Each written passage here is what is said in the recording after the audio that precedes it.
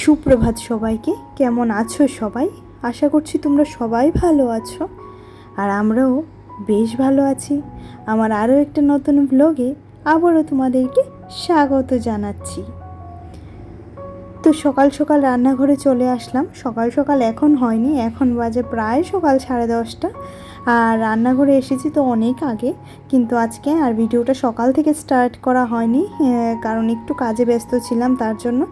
আর এখানে দেখো এবার সবজিগুলো ধোয়াধুয়ি হয়ে যাচ্ছে। আর আজকে রান্না দুবারে হবে, কারণ মা খাবে নিরামিষ, কারণ আজকে গতকালকে একাদশী ছিল, আজকে পারণ। তার জন্য মার জন্য আগে নিরামিষটা রান্না করব, তারপর আমাদের জন্য মাছের ঝোলটা রান্না করব। মাছের ঝোলটা না হলেও হতো, বাট মিঠির পাপা যেহেতু মাছ ছাড়া খেতে পারবে না, তার জন্য ওর জন্য তো মাছের ঝোলটা অবশ্যই করতে হবে। আর উচ্ছে ভাজা করব, যার কারণে উচ্ছেটাকে বেশ ভালোভাবে ধুয়ে নিচ্ছি, কারণ উচ্ছেগুলোর মধ্যে বেশ বালি বালি ছিল।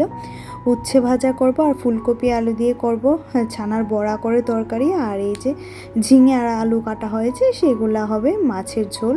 আর স্যালাড তো অবশ্যই আছে, তো যার জন্য দেখো এবার বসিয়ে দিলাম তোমার উচ্ছে আর আলু ভাজাটা। আর এই সাইডে পনিরের মানে ছানার বড়াগুলো ভেজে নেব। তো ছানার বড়ার তরকারি তো আমার হাজব্যান্ডের ভীষণ প্রিয়, যার জন্য ওর জন্যই একমাত্র এই তরকারিটা করা হয়। আর এই তরকারিটা করতে করতে এমন অবস্থা হয়েছে না, মানে তরকারিটা কিন্তু রান্না করতে ভীষণ মানে কষ্ট, মানে একটু সময় সাপেক্ষের ব্যাপার।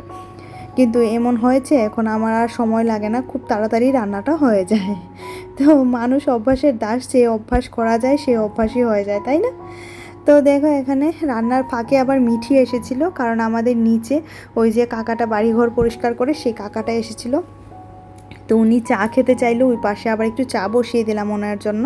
ওনার সেরকম কিছু খান না উনি, তো চাটাই একটু পরপর খান। তো যতটুকু সময় পারি চাটা দেওয়ার চেষ্টা করি ওনাকে। আর এদিকে দেখো আলু ফুলকপির তরকারিটা বসিয়ে দিয়েছি, যথারীতি তেলে একটু এলাচ আর দারচিনি থেতো করে দিয়ে দিয়েছি, সাথে লঙ্কা, শুকনো লঙ্কা, তেজপাতা অবশ্যই দিয়েছি, আর সাথে 5 ফোড়ন দিয়েছি, আর জিরে ধনে গুঁড়ো দিয়ে দিচ্ছি, আর হলুদ লবণ তো দিয়েছি, আর চটকে রাখা আলুটাও দিয়ে দিয়েছি সেদ্ধ করে।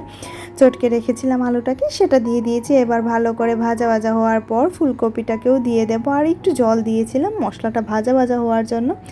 তো আজকে আর ফুলকপিটা ভাপিয়ে রাখিনি, ইদানিং দেখছি ফুলকপি বাঁধাকপি খেতে দারুণ টেস্ট লাগছে।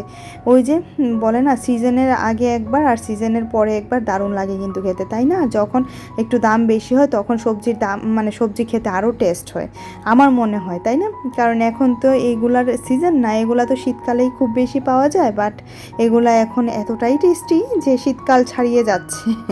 তো এখানে তরকারিটা ফুটে ওঠার পর দেখো বড়াগুলি দিয়ে দিলাম, ছানার বড়াগুলি যে বানিয়ে রেখেছিলাম সেগুলো দিয়ে দিয়েছি।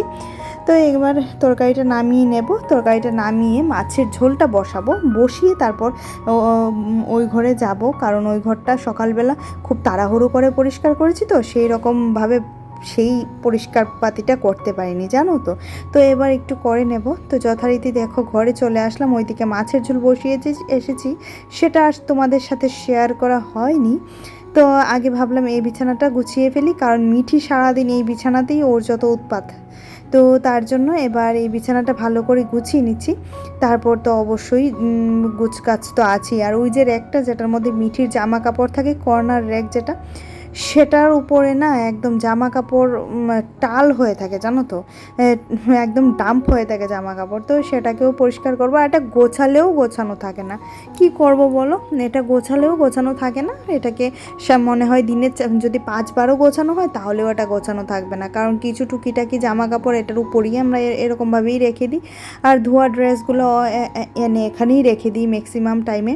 তো যথারীতি এই ঘরের সোফাটা মিঠি বসে বসে একদম দিয়েছে 12টা বাজিয়ে, তো সোফাটাকেও গুছিয়ে নিচ্ছি। আর ঘড়িতে অবশ্যই তোমরা লক্ষ্য করলে দেখতে পারবে এখন বাজে দুটো বাজতে 10 মিনিট বাকি। রান্নাঘরে মাছের ঝোল ফুটছে আর আমি এদিকে কাজ করছি। আজকে খাবো কখন এবার এটা তোমরাই বুঝে নাও।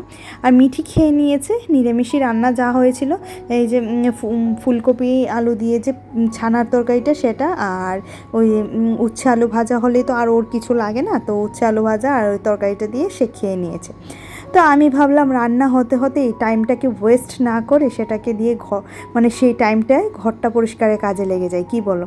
আমি এরকমভাবেই না সংসারে একটা কাজের ফাঁকে ফাঁকে আরেকটা কাজ করে নেওয়ার চেষ্টা করি, তাহলে কি হয় অনেকটা সময় নিজের জন্য তো অবশ্যই পাওয়া যায়, আর বিশেষ করে বাচ্চার যেহেতু এক্সাম চলছে তার পড়াশোনার দিকেও অনেকটাই নজর দেওয়া যায়। তো ঝাড়া পোছা করার পর ঘরে কিন্তু প্রচুর ধুলাবালি পড়ে, তাই না?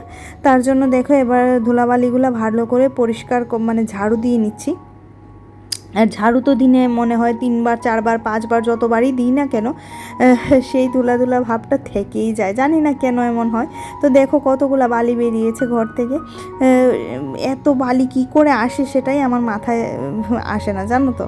তো এদিকে দেখো এবার নোংরাগুলা বাইরে ফেলে দেব, মানে আমার বাইরে একটা ডাস্টবিন আছে, সেটা তোমরা অবশ্যই জানো। তো এতে ফেলে দেবো যথারীতি করে। পাপোশগুলোও একটু ঝেড়ে নিচ্ছি, যাতে করে এগুলাতেও যদি ধুলাবালি লেগে থাকে তাহলে সেগুলোও ঝাড়ার সাথে সাথে চলে যায়। তো সারাদিন এই কাজ বাজ নিয়েই না ব্যস্ত থাকি, আসলে নিজের মতো নিজের সময় কাটানোটা না আর হয় না। সেই কারণে বলো মানে কি কারণে জানি না, এখন আর নিজের জন্য একদমই সময় পাই না। আর বিশেষ করে তোমাদের জন্য ভিডিও বানাতে হয়, ভিডিওটা এডিট করতে হয়, থাম্বনেল সেট করতে হয়, তারপর পাবলিশ করতে হয়, অনেকটা কষ্ট, অনেকটা পরিশ্রম। যারা যারা আমরা ভিডিও করি প্রত্যেক দিন ডেলি ভিডিও শেয়ার করি, আর আমি যেহেতু একদম ডেলি ভিডিও শেয়ার করি তার কারণে না এই জিনিসটা একটু হেট্রিক হয়ে যায়, বাট ম্যানেজ করেনি, রাত্রে ঘুমোতে একটু দেরি হয়ে যায় আর কি। তো আর আগামীকালকে আমার একটা জায়গাতে যাওয়ার কথা আছে, আমার হাজব্যান্ডের, অনেকটাই দূরে বাড়ি থেকে। তো ট্রেনে করে যাব, সেই কারণে আজকে কিছুটা কাজ গুছিয়ে রাখবো, বিশেষ করে এডিটিং ফেডিটিং করে একদম ভিডিও আপলোড করে বসিয়ে তারপর ঘুমিয়ে পড়বো, জানো তো। না হলে না অনেকটাই দেরি হয়ে যাবে, কালকে সময় মতো তোমরা ভিডিও পাবে না। আর আমার একটা কি জানো, আমি যখন যে কাজটা করি সেটা একটু মনোযোগ দিয়ে করার চেষ্টা করি।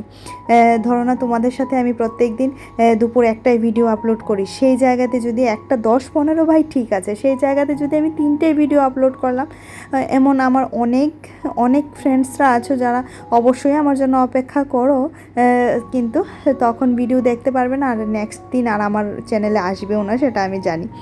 তো যথারীতি এই ঘরটাও দেখো গুছিয়ে নিলাম, আর এদিকে এবার কাপড় চোপড়গুলো নিতে চলে আসলাম। সকালে অনেক কাপড় চোপড় ধুয়ে দিয়েছি, যেহেতু কালকে বেড কাভারগুলো চেঞ্জ করেছিলাম, তো যার কারণে সেগুলো একদম শুকিয়ে টান টান হয়ে গেছে। আর এই পর্যায়ে দেখে দিনটা মনে হচ্ছে না বৃষ্টি আসবে, কিন্তু সারা দিনেও বৃষ্টি হয়নি, জানো তো। ভালো হয়েছে একদিকে, কারণ আমরা যে কাকা যে বাড়িঘর পরিষ্কার করছিল, যদি বৃষ্টি আসতো তো কাকার কষ্ট হতো। তো সেই কারণে বৃষ্টি আসেনি, একদিকে ভালোই হয়েছে। এবার কাপড় চোপড়গুলো এনে না সঙ্গে সঙ্গে ভাঁজ করে নেব, তাহলে কি হয়, একটু সময় দিয়ে যদি আমরা সঙ্গে সঙ্গে এই কাজগুলো করে নিই না, তাহলে আর কাজটা জমে থাকে না, পড়ে থাকে না যে বিকেলে করব বা একটু রোদটা পড়ুক তারপর করব। আমি এই জিনিসটা কখনোই করি না। ম্যাক্সিমাম টাইমে আমি চেষ্টা করি যখনই আমি ছাদ থেকে কাপড় আনি ভাঁজ করে নেওয়ার চেষ্টাটা অবশ্যই করি। যখন একদমই পারি না, সেটাও খুবই রেয়ার, জানো তো। যখন একদমই পারি না তখন ভাবি না ঠিক আছে সন্ধ্যের পরে করব। তো এই যে এখানে দেখো এবার এগুলা নিজস্ব জায়গাতে রেখে দিচ্ছি। আর আমার ঘর মোছামুছি কিন্তু সকালে কমপ্লিট হয়ে গেছিলো, তারপর ঝাড়া পোছাটা আমি করছি। আর এই পর্যায়ে এখন আর ঘর মুছবো না, কারণ আমি দেখছি যত আমি কাজটা বাড়াতে চাই কাজ ততই বাড়ে, জানো তো। তো এখন আর ঘর মুছে শুধু শুধু এখন আর ঘর মুছবো না, একদম পরে ঘর মোছা যাবে সন্ধ্যের পরে যদি সময় পাই তাহলে, আর না হলে তো আজকে আর হলো না, কালকে মুছবো। আর এদিকে দেখো আমার ঘরটা একদম টিপটপ করে গুছিয়ে নিয়েছি। এটা বেশিক্ষণ টিপটপ থাকবে না, কারণ মিঠি একটু পরেই উৎপাত স্টার্ট করে দেবে। বেজে গেছে 2:30, চলো এবার খেতে যাই। অনেকটা সময় লেগে গেছে আমার ঘরগুলো পরিষ্কার করতে গুছাতে। তো এই যে লাঞ্চ মেনুগুলো দেখে নিলে, মাছের ঝোল, ওইদিকে পনির তরকারি, ছানার তরকারি, আর হচ্ছে আলু উচ্ছে ভাজা। আর গ্যাস ফ্যাস পরে পরিষ্কার করব। তো চলো আজকের মতো টাটা, বাই বাই।